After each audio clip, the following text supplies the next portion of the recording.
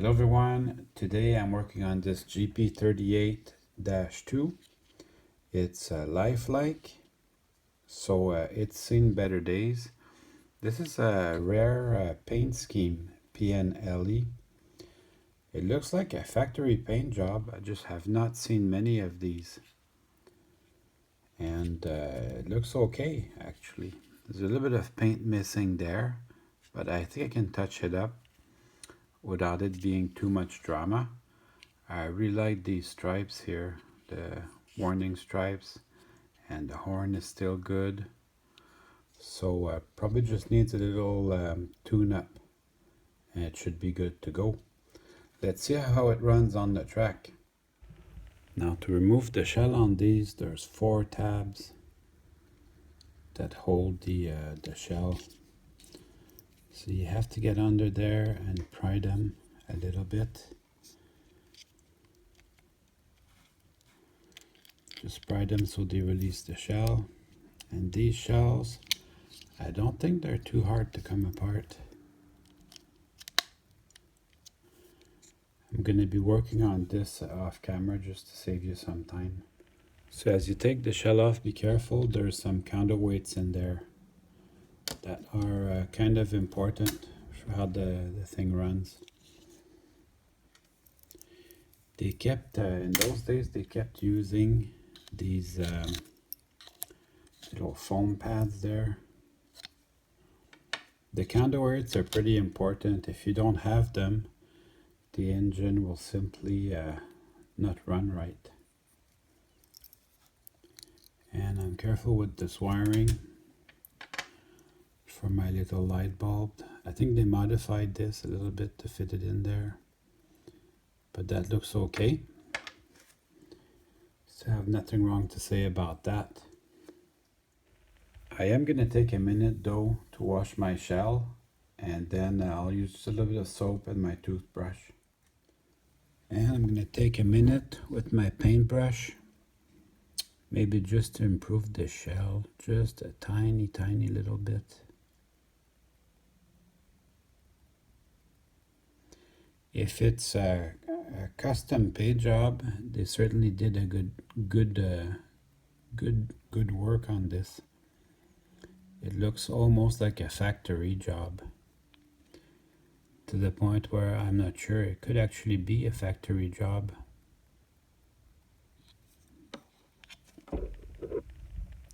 There's a little bit of paint missing on the handrails here and there, but that's only going to take a minute to bring that back to good.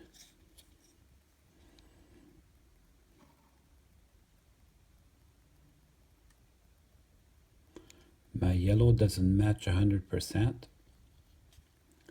but it's gonna look okay.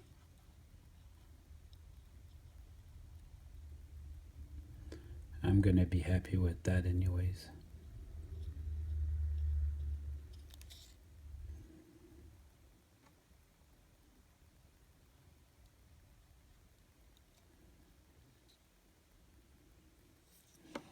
Yeah, that looks good. So I'm gonna let this dry for a little bit while I work on my drive system. So this drive system doesn't look too bad, although it's the same thing they did in the 50s. There's wires coming from the trucks to the motor, and that is the old style. I much prefer the way a split frame runs. Split frame is just a little bit of a better runner. So you get them loose by removing this pin, and then it gives you a little bit of leeway, not too much. Don't pull too hard on the wires, because then you're gonna have to go in and resolder them, and that's a pain. So if you can avoid it, that would be better.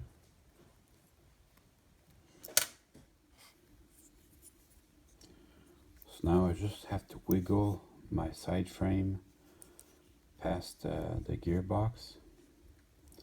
So that takes a little bit of patience, but it's better than having to resolder all the contacts. So that takes a little bit of work, but it's still better. Now I know I have it loose there.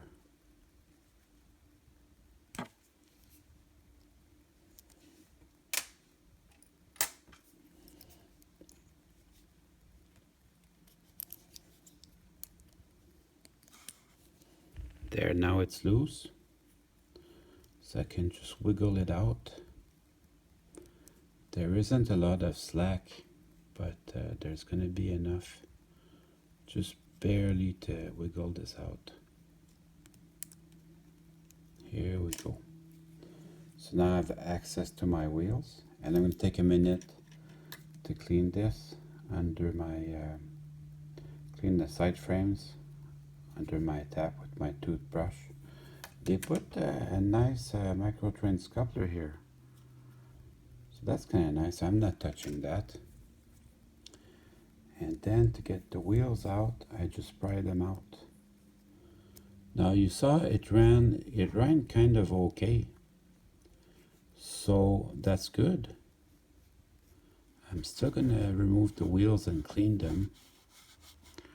Just cause since I have it in my hands, I want the optimal cleaning. So the contact strips, it'll touch the back of the wheel. So that has to be cleaned. And then you can take the wheel with your rag and really give it a good clean.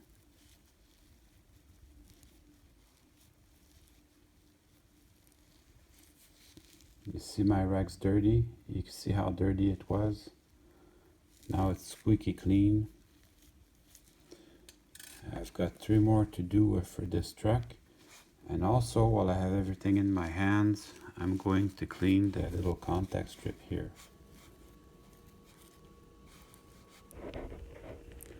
Now you can remove these, you can take them off, but I'm not going to. I'm just gonna make sure everything's decently clean here. So I've disassembled everything. I don't know if you can see, but you can maybe see some hair here. You can have access to these if you just pry apart the gearbox. You have to go very slowly, but it will spread out. And that's what we're doing today. Actually, we're doing the just optimizing everything. So these gears, they can fall out. We'll put them back later. That's not a problem. And we'll go get the gear that drives the wheels. So we'll get that out. I take my time because I don't want to force my my 2 contact strips that are wired in. I don't want to force them and break the wire. I can carefully remove this. That's basically my axle. And then I can remove this hair. Well, obviously, that doesn't help performance. So I'll be washing this gear with my toothbrush since I have it in my hands. And then I'll put it back in the gearbox. Here we go. Son of a gun. The solder broke on me there. So now I have to go and redo this. I'm not super happy about that. So there's my part. So now what I gotta do, I gotta remove this from the gearbox. It's very easy, that just pushes out. But now I gotta get my solder and my soldering iron. And trust me, there's gonna be a little bit more swearing with that. So then I have to solder that back in. I have to take the gearbox out because the gearbox is gonna melt. So that is bad. I'm gonna try to do it on camera for you guys, but that is not super easy.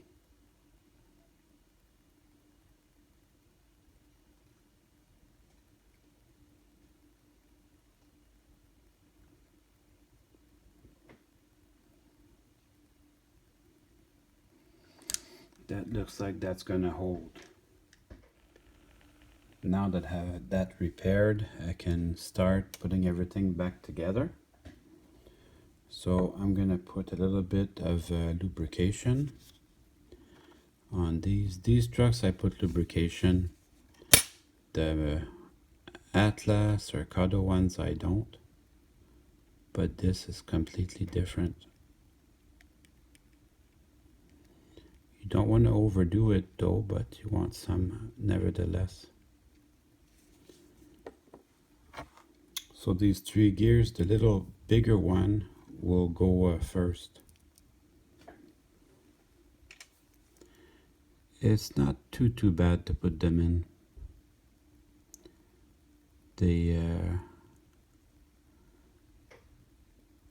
Although that teaches you respect for the people that put them together at the factory. Imagine doing that for a whole day. I mean, I like to do it to relax. It's like making puzzles, but doing it for a living, that's got to be tough.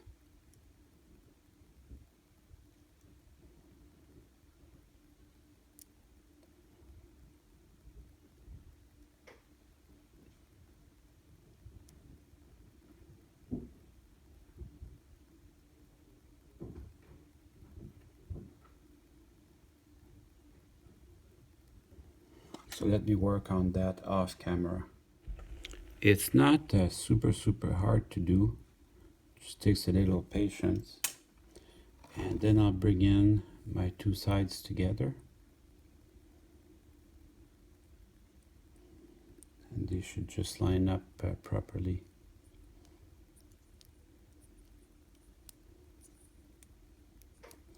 And then that's it. I can bring my wheels in. So the wheels, they just press fit over the axles, just like they came out. So that too, it's pretty easy.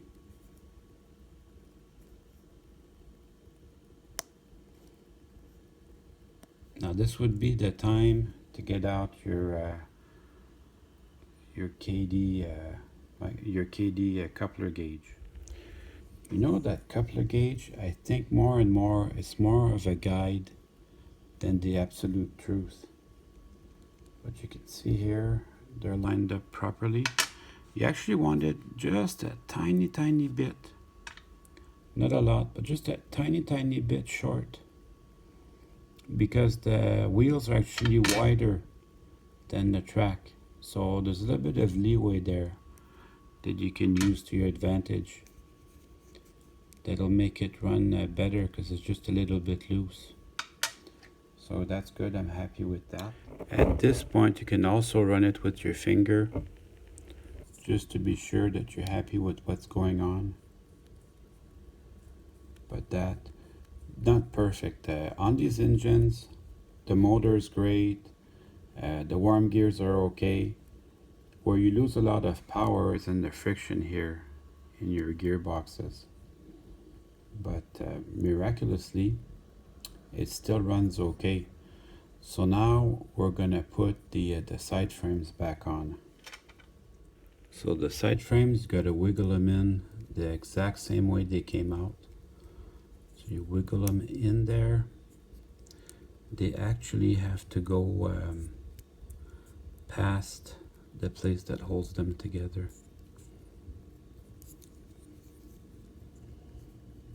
And then they lock into place. When they lock into place, you will feel them. Double check my contacts. Now there's a gear that goes right here, and that's held by the pin. So it's held by this pin, and this gear goes right here, that way. So that too is pretty easy.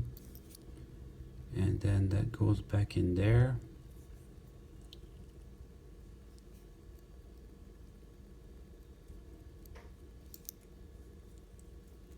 It wants to go in, so that's never too hard. It really wants to go in, it just doesn't know yet. It's gonna be my pleasure to teach it.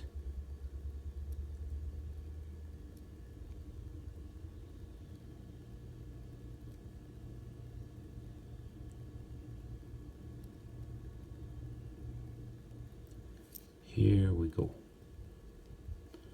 All right.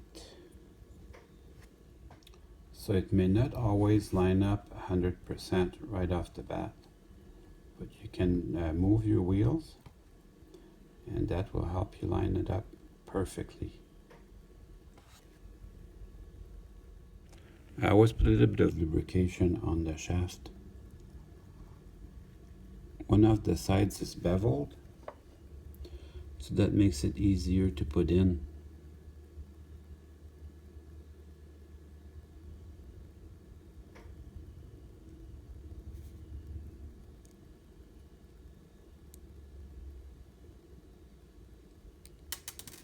Let me just refocus that for you.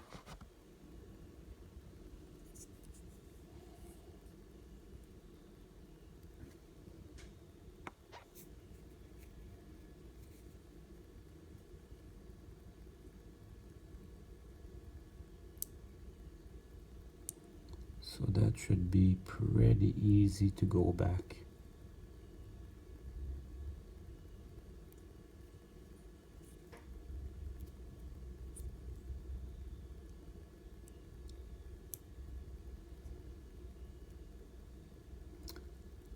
I almost got it.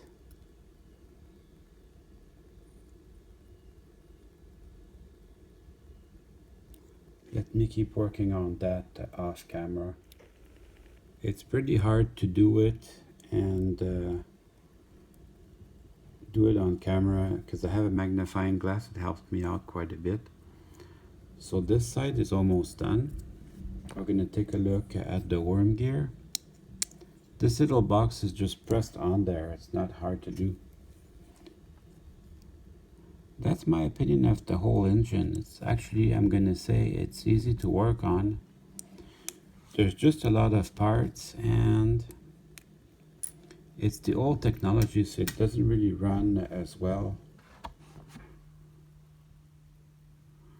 But that looks decent. There's no hair in it. So I'm just going to put a drop at the end of each bearing. And that will be good.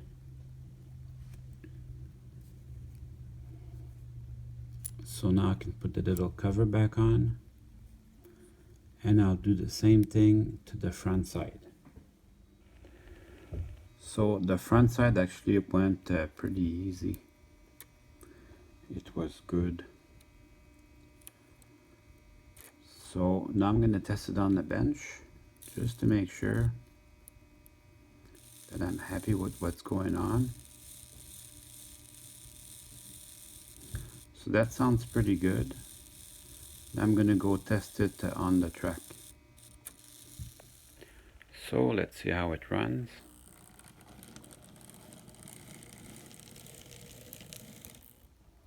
Surprising how well they run despite being really old type of technology.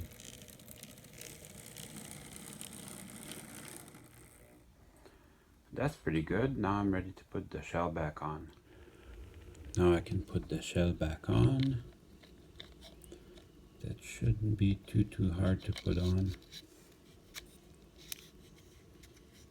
The previous owner added some nice, some pretty nice sunshades there. Probably the sunshades are more valuable than the engine's worth by now. Some of the detail parts are really expensive. I've done that before, you know, super detail a particular engine. There, now everything's snapped into place. That looks really good. And now it's time to run some trains. Well, I hope you enjoyed the video. I certainly had fun making it for you.